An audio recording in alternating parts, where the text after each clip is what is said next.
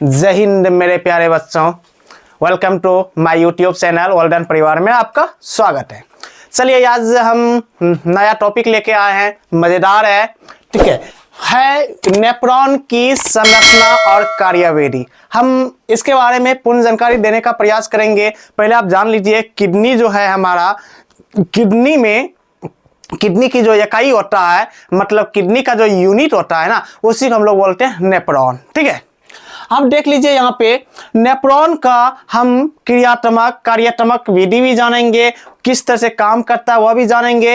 यह भी जानने का प्रयास करेंगे एग्जाम में अगर क्वेश्चन 5 नंबर का यह पूछा जाता है, अगर एग्जाम में पूछ दे तो कैसे लिख के आना है वह भी बताएंगे, और इससे किस तरह का ऑब्जेक्टिव आपके एग्जाम में देखने को मिलेगा हम वह भी बताने का प्रयास करेंगे। आपको क्या करना है, शुरू से अंत तक वीडियो को देखना, स्किप नहीं करना है। अगर आप स्किप करते हैं तो समझने में प्रॉब्लम हो सकती है। चलिए यहाँ पे पहले आप क्या करना है, इसके मतलब नेफ्रॉन को समझने से पहले इसका थोड़ा बहुत हम बेसिक जान लेते हैं। अगर हम बेसिक जान लेते हैं ना, हो सकता है उससे 1 ना 2 ऑब्जेक्टिव आ जाए आपके एग्जाम में। चलिए यहाँ पे देखिए मेन पॉइंट लिखा हुआ है। मेन पॉइंट का मतलब होता है मुख्य बिंदु। जो नेफ्रॉन के बारे में हम लोग पढ़ने वाले हैं उसका जो मुख्य बिंदु है वह जान लीजिए। पहले आप जान लीजिए नेफ्रॉन की संख्या कितनी होती है। हमारे शरीर में 2 किडनी होता है, एक लेफ्ट एक राइट।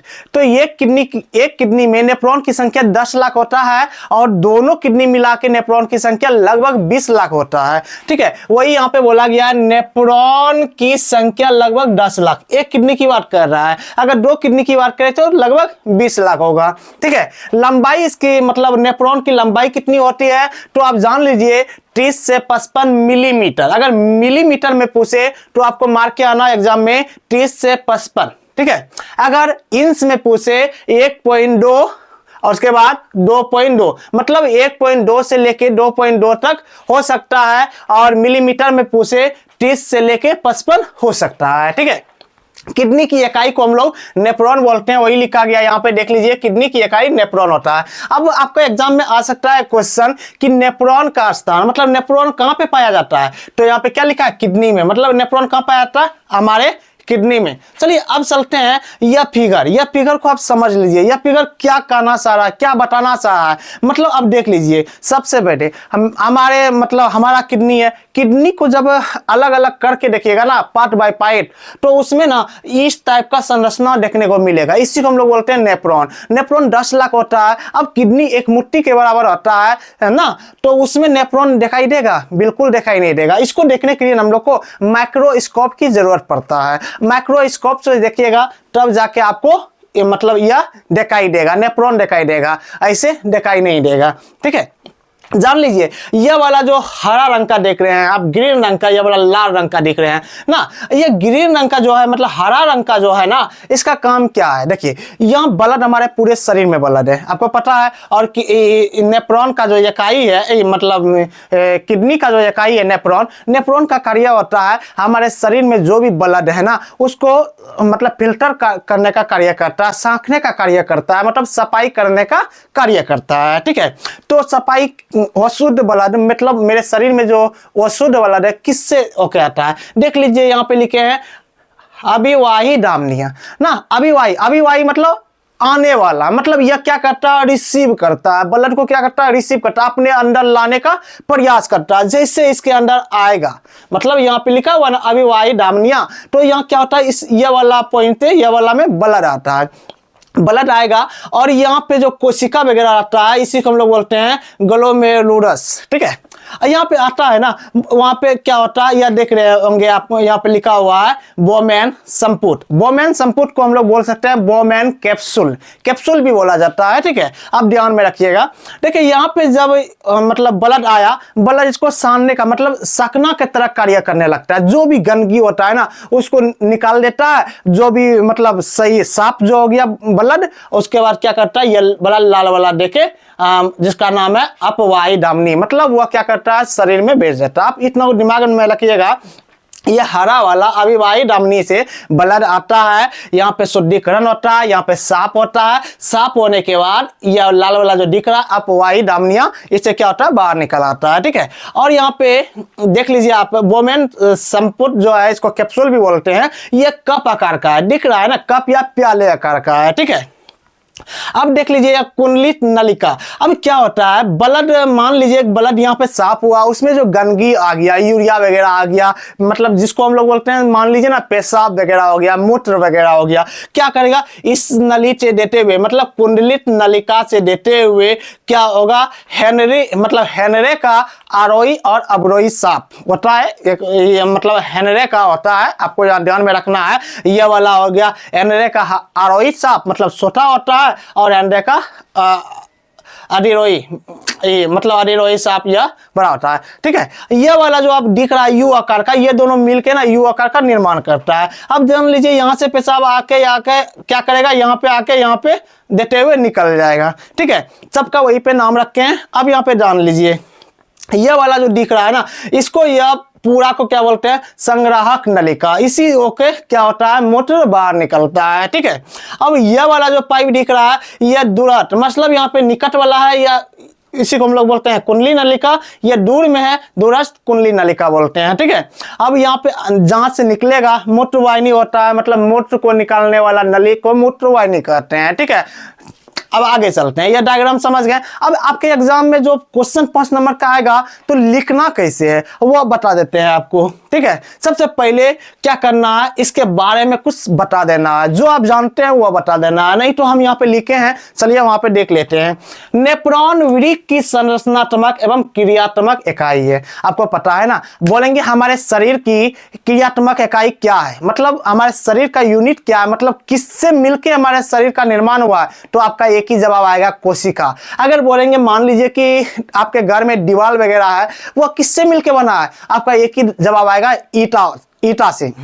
तो ये क्या होता है, इकाई होता है ना, इसी से मतलब पूरा शरीर का निर्माण होना। जैसे कि कोशिका, एक एक कोशिका मिलता है तो ऊतक का निर्माण होता है। ठीक है, और एक एक ऊतक मिलता है तो अंग का निर्माण होता है, आप लोग को पता है। उसी तरह नेफ्रॉन, एक एक नेफ्रॉन मिलकर किसका निर्माण करता है, किडनी का निर्माण करता है। और आप यह जान लीजिए कि हम लोग का शरीर में 2 किडनी होता है, और किडनी खराब नहीं होता है, खराब क्या होता है, नेफ्रॉन, मतलब एक किडनी में 10 लाख नेफ्रॉन रहता है। और नेफ्रॉन जब हम मतलब हम नशा वगैरह करते हैं, दारू वगैरह पीते हैं, या कुछ अलग पदार्थ को ग्रहण करते हैं, तो हमारा क्या होता है, हमारा शरीर मतलब शरीर में जो किडनी है ना, किडनी के अंदर जो नेफ्रॉन है ना, यह खराब होने लगता है। अगर नेफ्रॉन की संख्या खराब होते रहेगा तो क्या हम लोग बोलते हैं कि मेरा किडनी खराब हो गया। नहीं बच्चों, किडनी मेरा खराब नहीं होता, नेफ्रॉन जो उसमें रहता है ना, 5 लाख 3 लाख, मतलब क्या होता है, खराब हो जाता है तो किडनी काम करना बंद कर देता है। ठीक है, तो आप जान लीजिए किडनी में जो नेफ्रॉन होता है यही खराब होता है। ठीक है,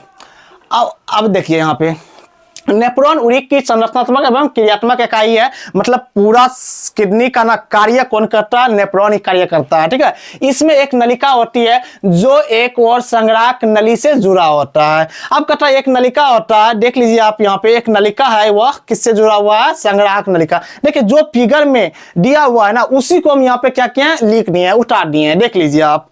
ठीक है, जुड़ा हुआ था। दूसरी ओर एक कप के आकृति की संरचना से जुड़ा हुआ, एक बार संग्राहक नली से, और यह वाला जो है किससे जुड़ा हुआ है, देख लीजिए यह कप वाला दिख रहा है ना, प्याले या कप, इसी से जुड़ा हुआ रहता है। एक देख लीजिए कप या प्याले से, एक क्या होता है, संग्राहक नली से जुड़ा हुआ रहता है। ठीक है, इस कप की आकृति की संरचना को वोमेन संपुट कहते हैं। अब यह कप वाला जो आकृति है, प्याला है, इसी को हम लोग बोलते हैं वोमेन संपुट या फिर वोमेन कैप्सूल। ठीक है, प्रत्येक वोमेन कैप्सूल में कोशिकाओं के गुच्छे कप के अंदर होते हैं। अब देख लीजिए यहाँ पे यह कप है, कप में बिंदा बिंदा नजर आ रहा है ना, यह क्या होता है, कोशिका बोलते हैं इसको हम लोग। ठीक है, कोशिका का गुच्छा बोलते हैं, या फिर इसका और भी नाम है जिसको हम लोग बोलते हैं ग्लोमेरुलस। ठीक है, आगे चलते हैं।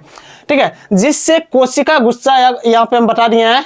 अब यहाँ पे देख लीजिए ग्लोमेरुलस में रुधिर अविवाहिक धमनी द्वारा परिवेश। रुधिर, देखिए रुधिर का मतलब हुआ ब्लड, ब्लड का मतलब रक्त, रक्त का मतलब खून, सब एक ही चीज होता है, सब जगह अलग अलग टाइप का नाम दिया हुआ रहता है। ठीक है, क्या करता है, इसमें ब्लड आता है और यहाँ पे साफ होकर ये लाल वाला से निकलता है। याद रखिएगा, गंदा ब्लड जब भी आएगा अविवाहित धमनी से आएगा, इससे साफ होकर जो ब्लड जाएगा अपवाहित धमनी से आएगा। आपके एग्जाम में क्वेश्चन पूछ सकता है कि हमारे शरीर में नेफ्रॉन जो कार्य करता है, शुद्ध ब्लड किस देख के निकलता है, तो वहां पे आपका जवाब होना चाहिए अपवाहित धमनी। ठीक है, अब यहाँ पे है कि परिवेश करता तथा अपवाही धमनी द्वारा बाहर निकल जाता है। कितना आसान है, आप एक बार देख लीजिएगा ना फिगर, इससे आप लिख दीजिएगा, हो सकता है हमसे भी आप बढ़िया लिख दीजिएगा। ठीक है, अब देख लीजिए, यह तो हम फिगर के बारे में बता दिया आपको एग्जाम में कैसे लिख के आना है। पहले इसके बारे में डिटेल लिख दिए, उसके बाद फिगर बना दिए ना। अब फिगर बनाने के बाद इसका मुख्य पार्ट होगा, जैसे कि आप जान लीजिए संग्राहक नलिका हो गया, उसके बाद आपका क्या हो गया, देख लीजिए हेनरी का सांप हो गया ना। यह कुछ ऐसा नाम है क्या कर, और एक हो गया आपका बोमेन संपूर्ण, मतलब कुछ ऐसा नाम हो गया। उसके बारे में हमको क्या करना है, थोड़ा सा व्याख्या कर देना है, ताकि ये मतलब जो हम लोग का कॉपी चेकिंग करे ना, उसको भी लगे कि विद्यार्थी के पास ना नॉलेज का कमी नहीं है, ताकि 5 में 5 नंबर क्या दे, पक्का कर दे हम लोग को ना। तो यहाँ पे देखिए क्या लिखना है आपको, नेफ्रॉन के विभिन्न भाग निम्नलिखित है या फिर निम्न है। क्या लिखना है, नेफ्रॉन के विभिन्न भाग निम्न है या फिर निम्नलिखित है। तो पहला नंबर दे देना है बोमेन संपुट। आप बोमेन संपुट कैसा लग रहा है, जो आपको दिख रहा है ना वही लिख देना है। क्या लग रहा है, यह एक प्याले के आकार का है, यह कप के तरह दिखाई देता है, इसके अंदर कोशिका गुस्सा रहता है। जो भी आपके माइंड में चल रहा है ना, वो क्या करना है, यहाँ पे चिपका देना है। ठीक है, वही लिखे हैं, देख लीजिए। बोमेन संपुट में मतलब बोमेन कैप्सूल में यह कप या प्याले जैसी संरचना होती है, आप देख लीजिए यहाँ पे ना। उसके बाद कहता है जिसमें रक्त नलिकाओं का गुच्छा पाया जाता है, देखते हैं इसमें पाया जा रहा है ना यह वाला, हाँ, जिससे ग्लोमेरुलस कहते हैं। जो हम बोले ना वही लिख दिए। अब चलते हैं 2 नंबर में, हेनरी का सांप क्या होता है। हेनरी का सांप मतलब यह दोनों मिलके ना एक सांप का निर्माण करता है, जो बोलते हैं यू आकार का होता है ना। यहाँ पे देखिए क्या लिखा हुआ है, हेनरी का सांप यह पतले नली का बना होता है। देखिए यह वाला भाग कितना मोटा है, यह वाला देखिए यह नली पतला है ना, वही हम लिखे हैं। ठीक है, यहाँ यह पतले नली का बना होता है, जिसकी आकृति यू जैसी होती है, मतलब यू के जैसा होता है। देख लीजिए यू के जैसा होता है ना। अब देख लीजिए इसका निर्माण अवरोही सांप तथा आरोही सांप दोनों के मिलने से निर्माण होता है। ठीक है, मिलने से होता है, वही कुछ नहीं करना है, डायरेक्ट बोलना है। हेनरी का अवरोही सांप और हेनरी का आरोही सांप। ठीक है, यहाँ पे मिस हो रहा था, ठीक है, यहाँ पे आप सही कर लीजिएगा। ठीक है, आरोही अवरोही आरोही, ठीक है, आप सही कर लीजिएगा। मतलब ये दोनों जब मिलता है ना तो यू आकार का होता है, या मिलने से सांप का निर्माण होता है, वही कह रहा था। अब 3 नंबर में चलते हैं, संग्राहक नली क्या होता है। ठीक है, संग्राहक नली क्या होता है, जो देख लीजिए संग्राहक नली इसको बोलते हैं ना, इसके बारे में लिख देना। यह एक विशेष प्रकार की नली होती है। देखिए ये एक विशेष प्रकार की नली होती है, जहां सभी आरोही सांप आकर मिलते हैं। इसके बाद सभी संग्राहक नली से क्या होता है, मूत्र नली में चले जाता है ना, मूत्र नली में चले जाता है, वही कह रहा है। देख लीजिए यू आकार का जो आया इसमें मिला, और यहाँ से जो मूत्र वगैरह है बाहर निकलता है, उसी को हम लोग संग्राहक नली कहते हैं। बच्चों यार 5 नंबर का सवाल क्या हुआ हम बता दिए हैं, किडनी के बारे में बता दिए हैं। अगर किडनी के बारे में आप नहीं पढ़े हैं तो मेरे चैनल पे जाके किडनी बाय सचिन सर लिखिएगा या गोल्डन पीटर कोचिंग सेंटर लिखिएगा, वहां पे आपको आ जाएगा। ठीक है, और यह नेफ्रॉन का है, दोनों हम बता दिए हैं। आपके एग्जाम के दृष्टि से काफी महत्वपूर्ण है, बीबीआई है, आप इंपॉर्टेंट भी कर सकते हैं। जय हिंद बच्चों, लव यू, बाय बाय।